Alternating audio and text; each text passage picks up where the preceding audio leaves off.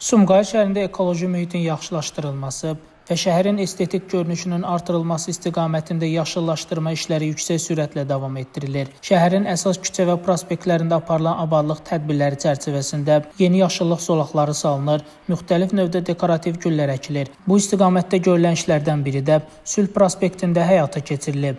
Sumqayıt şəhər İcra Hakimiyyəti Mənzil Kommunal Təsərrüfatı İstehsalat Birliyinin Yaşıllaşdırma İdarəsinin əməkdaşları tərəfindən prospekt boyunca müxtəlif növdə mövsümü və dekorativ güllər əkilib. Ərazidə geniş abadlıq işləri aparılıb. Əkilən bitkilərin şəhərin iqlim şəraitinə uyğun seçilməsi onların davamlılığını və uzun ömürlülüyünü təmin edir. Şəhərin istirahət məkanlarında da yaşıllaşdırma tədbirləri davam etdirilir.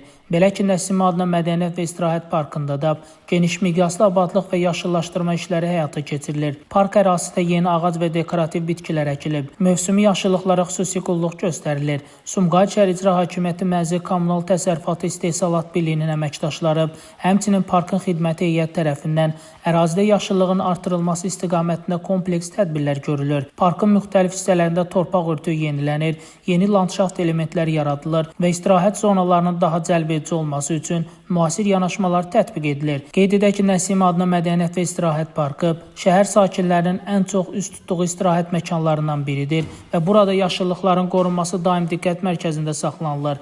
Parkda həyata keçirilən abadlıq işləri sakinlər tərəfindən də müsbət qarşılanır. Şəmstan Fikrətli, Elbrus İsmailov, Bugün informasiya proqramı üçün.